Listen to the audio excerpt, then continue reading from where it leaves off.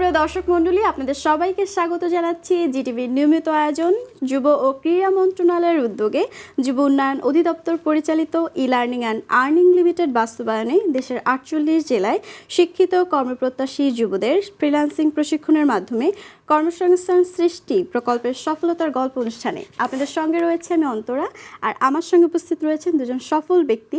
কারণ সফল ব্যক্তিদের নিয়েই আমাদের আজকের এই অনুষ্ঠান। চলুন দর্শক তাদের সঙ্গে পরিচিত হই। আমি মোসাহিদ এনাম রাহুল, আমার বাসা নরসিংদী জেলার পলাশ উপজেলার ঘোড়াশালের করতেতুল দক্ষিণপাড়া গ্রামে।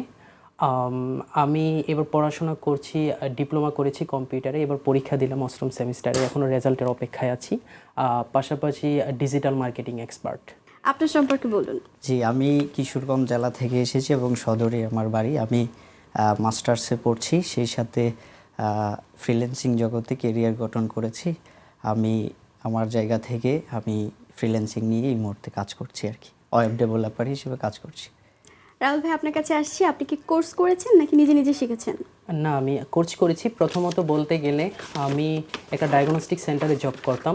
যখন কাজ থাকতো না তখন ট্রাই করতাম, অনলাইনে খুঁজে বেড়াতাম যে নিজের আত্মকর্মসংস্থানটা কীভাবে খুঁজে বের করা যায়। তখন দেখতে দেখতে অনলাইনে খুঁজতে খুঁজতে ডিজিটাল মার্কেটিংয়ের প্রতি একটা মায়া জন্মে যায়, বলতে গেলে একটা ভালোবাসা জন্মায়। তখন ফেসবুকের মাধ্যমে দেখতে পারি যে ই-লার্নিং অ্যান্ড আর্নিং কর্তৃক একটি প্রশিক্ষণ দেওয়া হবে যুব উন্নয়ন অধিদপ্তরের আন্ডারে, যেটা বিনামূল্যে প্রশিক্ষণ দেওয়া হবে। পাশাপাশি কোর্স শেষে আমাদের ভালো একটা অ্যামাউন্টও দেওয়া হবে, যেটা যাতায়াত ভাড়া বাবদ। পাশাপাশি আমাদের সকাল থেকে বিকাল পর্যন্ত যাবতীয় খানাপিনার ব্যবস্থাও করা হবে। ওই পরিপ্রেক্ষিতে আমি ই-লার্নিং অ্যান্ড আর্নিং থেকে ডিজিটাল মার্কেটিংয়ের উপরে 3 মাসের একটি ট্রেনিং করি। রাজন, আপনার কাছে আসছি, আপনি কি কোর্স করেছেন নাকি নিজে নিজে শিখেছেন? আমি প্রথম দিকে নিজে নিজে শেখার চেষ্টা করেছি অনেক দিন যাবত এবং কাজ পাওয়ার জন্য চেষ্টা করেছি।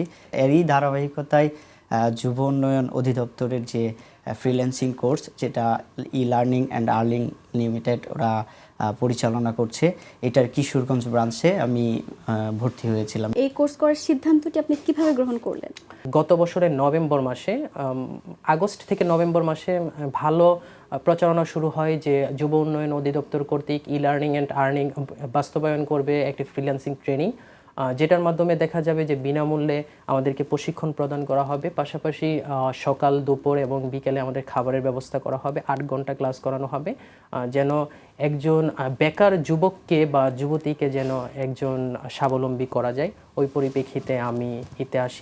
রাজন, এখন তো আপনার কাছে আসছি যে আপনি কিভাবে এই ট্রেনিং শুরু করেছিলেন বা এই সিদ্ধান্তটা আপনি কিভাবে নিলেন? আসলে আমি যখন আগে থেকেই কাজ করার চেষ্টা করছিলাম যে কিভাবে ফ্রিল্যান্সিংটা করা যায়, অর্থাৎ নিজেকে কিভাবে মুক্তভাবে একটা আর্নিং পর্যায়ে নিয়ে যাওয়া যায়, এই জায়গা থেকেই আমি ফ্রিল্যান্সিং পেশাতে আসার ইচ্ছা পোষণ হয়। আর ফ্রিল্যান্সিং পেশাতে যখন আসতে চাচ্ছিলাম, কাজ শিখছিলাম নিজে নিজে, অনেক বাধার সম্মুখীন হচ্ছি। ওই বাধাগুলো বারবার আমাকে পিছনে টেনে ধরছিল। আর এরপরেই আমি যুব উন্নয়নের অসংখ্য কোর্স হয়, তো ওই দিকে নজর রাখতে থাকি। একটা সময় দেখা গেল যে যুব উন্নয়ন এবং ই-লার্নিং অ্যান্ড আর্নিং লিমিটেড ওইটা একটা ফ্রিল্যান্সিং কোর্স চালু করেছে, যেটা প্রতিদিন আমি যে যাবো আসবো সেটা যাতায়াত ভাড়া থেকে শুরু করে ওখানে থাকা খাওয়া সব বিষয় ওরা নিজেদের মতো করে দেখবে। বিশাল সুযোগ করে দিয়েছে। হ্যাঁ, বিশাল একটা সুযোগ করে দিয়েছে। রাহুল ভাই, আপনার কাছে আসছি যে শুরুতে সবথেকে বড় ভয় বা চ্যালেঞ্জ কোনটা ছিল, যেটা নিতে আপনি খুব ভয় পাচ্ছিলেন, মনে হচ্ছিল না যেটা পারবো কি পারবো না, এরকম কখনো প্রশ্নের মুখে পড়েছেন? খুব ভালো ভয় কাজ করতেছিল। পাশাপাশি একটা ব্যাপার আমার ভিতরে খুব বেশি কাজ করতেছিল, সেটা হলো আমার যেই এলাকাটা করতেতুল দক্ষিণপাড়া বলা হয় আমাদের এলাকাটা, তো একদম প্রত্যন্ত অঞ্চলে, নরসিংদী জেলায় প্রায় প্রত্যন্ত অঞ্চলে। তো একজন বলেছিল, আমার আম্মাকে বলেছিল যে তুমি তো এই গ্রাম অঞ্চলে থেকে তোমার 2টা ছেলেকে মানুষ করতে পারবে না। তো আমার ইচ্ছা ছিল যে আমার আম্মাকে এই কথা বলছে, আমি দেখাই দিতে চাই যে আমি গ্রামে থেকেও আমি সাকসেস হতে পারি। ওই পরিপ্রেক্ষিতে আমি আলহামদুলিল্লাহ সবসময় ভয় কাজ করতেছিল অনেকটা, যে আসলে এত টাকা স্যালারি ছেড়ে দিয়ে চাকরিতে আসছি, চাকরিটা ছেড়ে দিয়ে আসছি, আসলে কি এই টাকাটা কি আমি উঠাতে পারবো কিনা। তারপরও ওই কাজটা অন্তরে খুব বেশি ওই কথাটা খুব বেশি অন্তরে লেগেছিল। এবং পাশাপাশি আমার ছোট ভাই মালয়েশিয়াতে পড়াশোনা করতেছে আইটি ডিপার্টমেন্টে, সেও আমাকে খুব সাহস দিয়েছিল। আপনি রিস্ক নিতে পেরেছিলেন বলেই আপনি সফল হয়েছেন, অসংখ্য ধন্যবাদ। আপনার কাছে আসি রাজু নাকন্দ, যে আপনার জন্য সবথেকে ভয় বা চ্যালেঞ্জ কোনটি ছিল? আমার কাছে সবচেয়ে বড় ভয় এবং চ্যালেঞ্জ ছিল হচ্ছে ইন্টারন্যাশনাল মার্কেট প্লেসে কাজ পাওয়া। কারণ আমরা যদি আরও 3 থেকে 5 বছর আগে দেখি, তাহলে ইন্টারন্যাশনাল মার্কেট প্লেসে কাজ পাওয়া খুব সহজ ছিল, কিন্তু এই মুহূর্তে সেটা অনেক বড় কঠিন। যেহেতু আমি অনেক পরে ট্রেনিং করেছি এবং ইন্টারন্যাশনাল মার্কেট প্লেসের সাথে ইনভলভ হচ্ছি, তখন সবচেয়ে গুরুত্বপূর্ণ যেটা, যে আমি কি আসলে আদৌ কাজ পাবো কি না, বা আমি যদি আমার অ্যাকাউন্টটাকে আরও ভালোভাবে সিকিউর করতে চাই, তাহলে কি কি বিষয় আমার জানা উচিত এবং লক্ষ্য রাখা উচিত। বিশেষ করে প্রত্যেকটা ইন্টারন্যাশনাল মার্কেট প্লেসের একটা নিজস্ব নিয়ম থাকে, নিয়মগুলো ফলো না করতে পারলে খুব সহজে কিন্তু আর্নিং করা সম্ভব নয়, এবং এটা একটা বড় চ্যালেঞ্জ। হ্যাঁ, সেটা তো অবশ্যই। ফ্রিল্যান্সিংয়ের মধ্যে সবচেয়ে বড় চ্যালেঞ্জ হচ্ছে মার্কেট প্লেসের নিয়মগুলো মেনে চলা। সেই জায়গা থেকে এগুলোই ছিল আমার বড় বাধা, এবং এই বাধাগুলো আমি অতিক্রম করতে পেরেছি। রাহুল, আপনার কাছে আসছি, আপনি তো একজন ডিজিটাল মার্কেটার।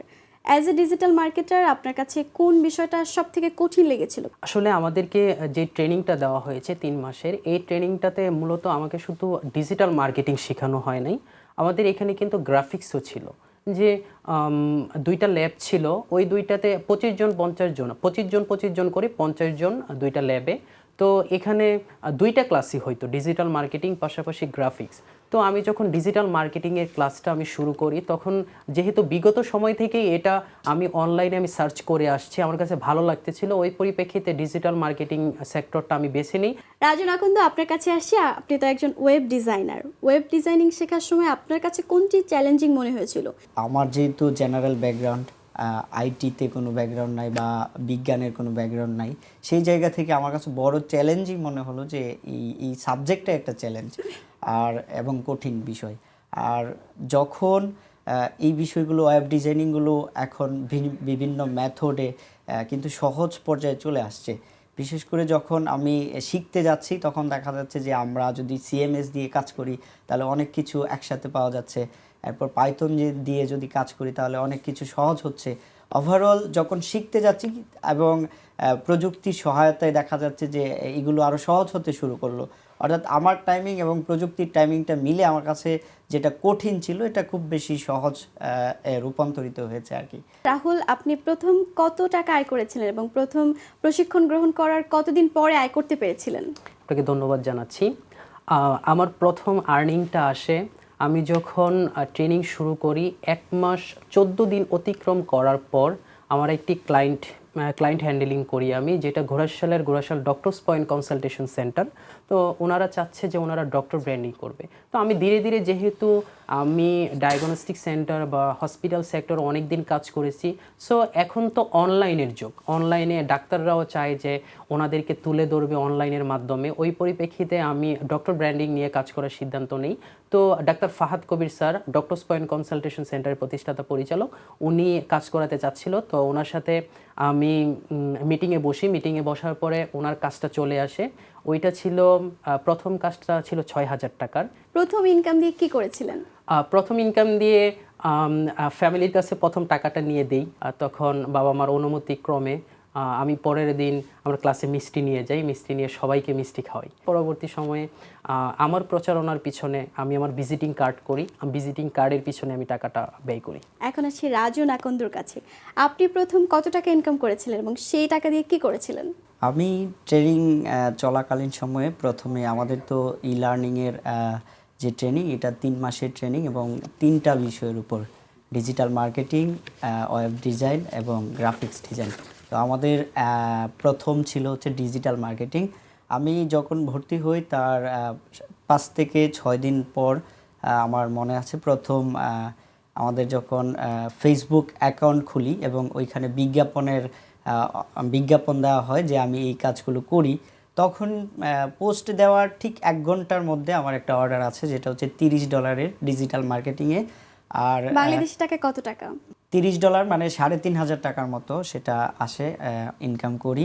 আর আমার যে নিশ ওয়েব ডেভেলপমেন্ট, ওইখানে আমার সর্বপ্রথম যে অর্ডারটা আসে সেটা অনেক বড় অর্ডার, কারণ ওয়েব ডিজাইনের মধ্যে অনেক বেশি এফোর্ট দেয় অনেকেই। আর এই এফোর্ট দেওয়াতে আমার প্রথম ইনকাম হয়েছিল $500 যে অর্ডার, ওইটা হয়েছিল এবং আমি সাকসেসভাবে ডেলিভারি দিতে পেরেছি, এবং ডেলিভারির পর আমি আরও এক্সট্রা টিপসও পেয়েছি ওইটা সুন্দর করে দেওয়ার জন্য।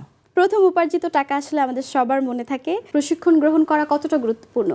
যারা আইটি সেক্টরে বা নিজের আত্মকর্মসংস্থান সৃষ্টি করতে চায়, তার প্রশিক্ষণ ছাড়া বিকল্প নাই।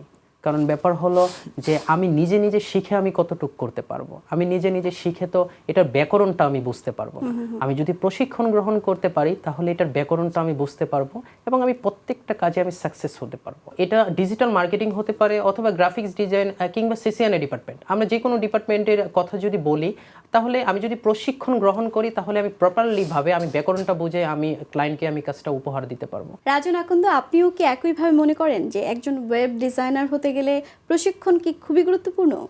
অবশ্যই প্রশিক্ষণ খুবই গুরুত্বপূর্ণ, কেননা আমি যদি সেলফ লার্নিং থেকে আমার যে কাজ সেই কাজটা আমি শিখতে যাই, তাহলে আমি যেভাবে শিখবো সেভাবে কিন্তু এটার প্যাটার্ন নাও হতে পারে।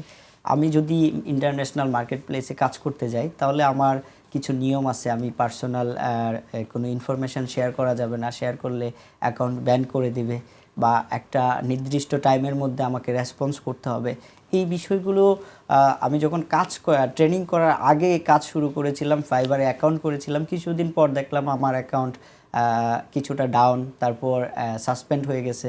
তো ওইগুলো কারণ তো আমি খুঁজেই পাচ্ছিলাম না যে এগুলোর কারণ কি, আমি কেন এত ফল করতেছি এবং কেন আমি হতাশ হচ্ছি। তো যখন আমি ট্রেনিংয়ে ঢুকলাম বা একটা মেন্টরের আওতায় আসলাম, তখন দেখা গেল একটা পার্ট বাই পার্ট আমি শিখতেছি যে এখন কি করা প্রয়োজন, এরপর কি করা প্রয়োজন, এর পরবর্তী সময় কি করা প্রয়োজন। আর যখন সেপারেটলি এবং নিয়মতান্ত্রিকভাবে শিখছি, তখন দেখা গেল যে আমার আলটিমেট যে গোল, সেই গোলটাতে আমি সাকসেস হতে পারলাম। আর সেই জায়গা থেকে ট্রেনিং একদম গুরুত্বপূর্ণ, মানে একদম গুরুত্বপূর্ণ। রাহুল, আপনার কাছে আসছি, আপনি এখন মাসে কত টাকা আয় করেন? আমি যদি ডলারে কনভার্ট করতে চাই তাহলে মাসে আমার প্রায় এখানে $350 থেকে $400 মতো আমি আর্নিং করছি। যেটা বাংলাদেশি টাকা কত, যদি দর্শকদের উদ্দেশ্যে বলতেন? আর 40 থেকে 50 হাজার টাকা। বাহ, দারুণ। আপনার কাছে আসছি, আপনি মাসে কত টাকা ইনকাম করেন এখন? এখন আমি ফ্রিল্যান্সিং থেকে প্রতি মাসে গড়ে আয় করছি প্রায় $450 থেকে $600 মতো। আর এছাড়াও আমার একটা উদ্যোগ আছে ই-কমার্স, ওইটা থেকে প্রতি মাসে প্রায় 1 থেকে 1.5 লক্ষ টাকা প্রফিট করছি। আপনারা যে আয় করছেন, আয়ের ফলে আপনাদের পরিবারের কি পরিবর্তন এসেছে, বা আপনাদের পরিবার আপনাদেরকে কতটা সাপোর্ট করছে? আমি যদি আমার দিক থেকে বলি তাহলে আমি প্রথম দিক থেকে সর্বোচ্চ সাপোর্ট পেয়েছি। আর যখন ভালো একটা আর্নিংয়ে চলে যাই তখন ডিসিশন নেই যে আর্নিংয়ে যেহেতু গেছি, প্রথম ভালো আর্নিংয়ে আসছে, ওই পরিপ্রেক্ষিতে ওই আর্নিং দিয়ে আমার আম্মাকে আমি একটা গিফট করতে চাই। তো আম্মাও জানতো না, আমি আর আমার ছোটো ভাই ডিসিশন নিয়ে আমার আর্নিংয়ের টাকা দিয়ে আমি পলাশ বাজার থেকে আম্মার জন্য একটা এই ওয়াশিং মেশিন নিয়ে আসি এবং আম্মাকে এটা দিয়ে খুব সারপ্রাইজ করে দিই। বাহ, চমৎকার। রাজন আকন্দ, আপনার কাছে আসছি যে আপনি যে এই কাজ করছেন, আপনার পরিবার প্রথম দিকে কি পজিটিভ ছিল? আমি হুট করে যখন জব ছেড়ে ফ্রিল্যান্সিংয়ে মুভ করি, এই বিষয়টা আমি কাউকে কখনো বলি নাই। আমি আমার মতো করে শিখছিলাম এবং কাজ করছিলাম। বলে না ফ্রিল্যান্সিং লাইফটা কিছুটা উড়াল চণ্ডীর মতো, তো আমার লাইফটাও ঠিক ওইরকম যে ইনকাম করি, খরচ করি, ইনকাম করি, খরচ করি। আর ফ্যামিলিতে তেমন কিছু সাপোর্ট দেওয়া হয় নাই। তবে সবশেষ আমি ই-লার্নিংয়ে যখন ট্রেনিং করি, ওইখানের যে প্রথম ইনকামগুলো ছিল প্রথম দিকের, ওইখান থেকে আমি আমার বাবাকে একটা চেয়ার গিফট করি। ওয়েব ডিজাইনিং নিয়ে কাজ করছেন, এটা আসলে গ্রামের মানুষ এখনো যে খুব পজিটিভলি দেখে এরকম না। গ্রামের মানুষ নানা কথা বলে যে এটা দিকে আদৌ সম্ভব কিনা। পরিবার বলেন কিংবা গ্রাম এলাকাবাসী বলেন, তেমন কোনো এফেক্ট কখনো ফেলেনি। ইনফ্যাক্ট আমি যখন ট্রেনিং করি এইবারের শীতের মধ্যে, যখন সকাল ভোরবেলা যেতাম তখন জ্বর চলে আসে এবং ই-লার্নিং থেকে বলা হয় যে আসতে হবে, না হয় ড্রপ আউট করে দেওয়া হবে। সেই জায়গায়ও আমাদের এলাকার ছোটো ভাইয়েরা আমাকে প্রতিদিন নিয়ে আসতো। এই সাপোর্টটুকু আমি পেয়েছি তা আমার এই ট্রেনিং বা লাইফ পিরিয়ডে। সুতরাং আমার কাছে মনে হয় না এখন পর্যন্ত কেউ বাধা বা কোনো কিছু করেছে। তবে অনেকেই এটা বিশ্বাস করতে চায় না যে আমি ওয়েব ডেভেলপমেন্ট নিয়ে কাজ করছি, গ্রাফিক্স নিয়ে কাজ করছি বা বিভিন্ন কাজ করছি, সেটা অনেকেই হয়তো জানেও না, আবার যারা জানে অনেকেই বিশ্বাস করতে চায় না। রাহুল, আপনার কাছে আসছি, আপনি তো একজন digital marketer. As a digital marketer কখনো কি অনেক বাধার সম্মুখীন হয়েছেন, বা আপনার কাছে মনে হয়েছে যে এই বিষয়টা খুব জটিল, খুব সমস্যায় পড়েছি? আমি ঘটনা দিয়ে শুরু করতে চাই। সেটা হলো আমার ট্রেনাররা সবসময় আমি কিন্তু ইন্টারন্যাশনাল মার্কেটে কাজটা কম করি, আমি লোকাল মার্কেটে কাজ করতে খুব বেশি স্বাচ্ছন্দ্য বোধ করি। যেহেতু লোকাল মার্কেটে কাজ করলে আমার ওই রকম প্যারা হচ্ছে না, আমি দেশের কাজগুলো করতে পারছি, দেশেরও উপকার হচ্ছে, ওই পরিপ্রেক্ষিতে ওই থিঙ্কিং নিয়ে আমি দেশের কাজগুলো করি। তো আমার ট্রেনার সবসময় বলতো, অমিত শাহ স্যার বলতো যে আপনি একটা কাজ করতে পারেন, আপনার যে কাজগুলো আছে এগুলো আপনি লিঙ্কডইনের মাঝে সবসময় আপনি পোস্ট করতে পারেন। এতে করে কি হবে, এখানে হলো কাজের একটা ভান্ডার। দেখা যায় ফাইবারে, আপওয়ার্কে, এগুলাতে দেখা যায় যে অনেক ক্যান্ডিডেট অনেক কাজ খোঁজে। আমরা নতুন, দেখা যাচ্ছে 10 বছর 15 বছর যাবত অনেকে কাজ করতেছে। ওই পরিপ্রেক্ষিতে আমাদের গিগটা কিন্তু পাবলিশড হতে একটু ঝামেলা পোহাতে হয়। ওই পরিপ্রেক্ষিতে লিঙ্কডইনে কিন্তু অনেক প্রতিষ্ঠানের সিইও আসে, এরপরে প্রতিষ্ঠানের মার্কেটাররা আসে, এখানে আইসা যারা কাজ করতে চায় তাদেরকে খোঁজে। তো আমাকে স্যার বললো আপনি একটা কাজ করতে পারেন, আপনি লোকাল মার্কেটে যে কাজগুলো করতেছেন এগুলো আপনি লিঙ্কডইনে আপনি পোস্ট করতে পারেন রিমোট জবের জন্য।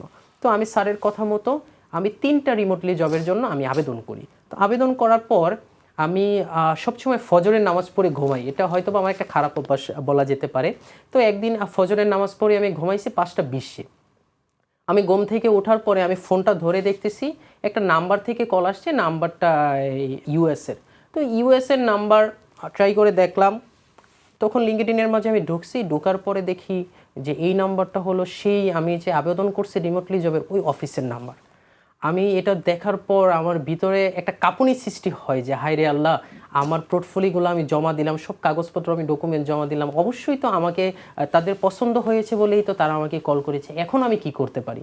এই ব্যাপারটা আমার যতদিন এই সেক্টরে থাকবো বা যতদিন লাইফ লিড করব এই সেক্টর, ততক্ষণ পর্যন্ত এই ঘটনাটা মনে থাকবে। আপনি কি কখনো এরকম বাধার সম্মুখীন হয়েছেন বা কখনো ভয় পেয়েছেন? আমি যখন প্রথম ইন্টারন্যাশনাল মার্কেট প্লেসে কাজ পাই, তো প্রথম যখন আমাকে নক দেওয়া হয়, এর আগে অনেকগুলো আমি স্প্যাম মেসেজের শিকার হয়েছি যে আমাকে স্প্যাম মেসেজ দেওয়া হচ্ছে।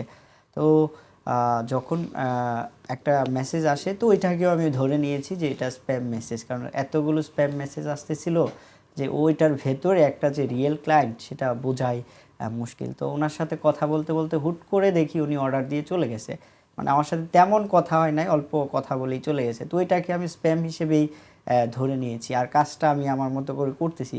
ঠিক একদিন পরে উনি যখন আবার নক করে আমাকে যে এই কাজটা এখনো হয় নাই, তখন আমার কাছে একটা জটিলতা তৈরি হয় যে এই একদিন হয়ে গেল এখনো কাজটা আমি ডেলিভারি দিতে পারি নাই, মানে হচ্ছে আমি কাজটা করেই নাই।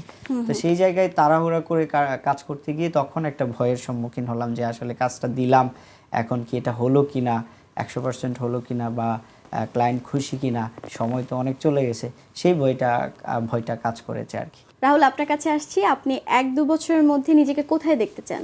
ডিজিটাল মার্কেটিং সেক্টরটাকে যেহেতু বেছেই নিয়েছি, এই ডিজিটাল মার্কেটিং সেক্টরটাকে ধরে রাখতে চাই। পাশাপাশি যেহেতু ই লার্নিং অ্যান্ড আর্নিং আমাকে আজকে এই জায়গায় আনার জন্য এতটা পরিশ্রম করেছে, আমি ই লার্নিং অ্যান্ড আর্নিংয়ের থেকে আমি আমার এলাকার যেই বেকার যুবক আছে, যুবক যুবতী যারা আছে, তাদেরকে আমি স্বাবলম্বী করতে চাই। আপনি 1-2 বছরের মধ্যে নিজেকে কোথায় দেখতে চান?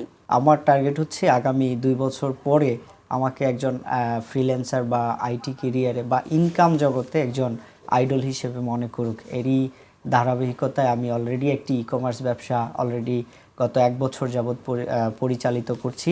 আর এই জায়গা থেকে আমার চাহিদা হচ্ছে আমি একটা এজেন্সি দাঁড় করাবো এবং আমার যে বর্তমান প্রতিষ্ঠান kino.com.bd ই কমার্স প্ল্যাটফর্ম, এটাকে একটা অনন্য উচ্চতায় নিয়ে যাওয়া এবং আমাকে দেখে যাতে আরও মানুষ শিখতে আগ্রহী হয়, সেই জায়গাতে নিজেকে তৈরি করা। বা চমৎকার সফলতার গল্প শুনছিলাম, আমরা অলমোস্ট শেষের দিকে চলে এসেছি। আপনার কাছে আসছি রাহুল, অনেকে ভাবে যে টাকা আটকে যাবে, তাদের উদ্দেশ্যে আপনি কি বলবেন? যদি একটা ব্যাপার আসে যে আমি যদি বসে বসে ভাবি যে টাকা তো আসবেই, তাহলে তো সেটা আসবে না।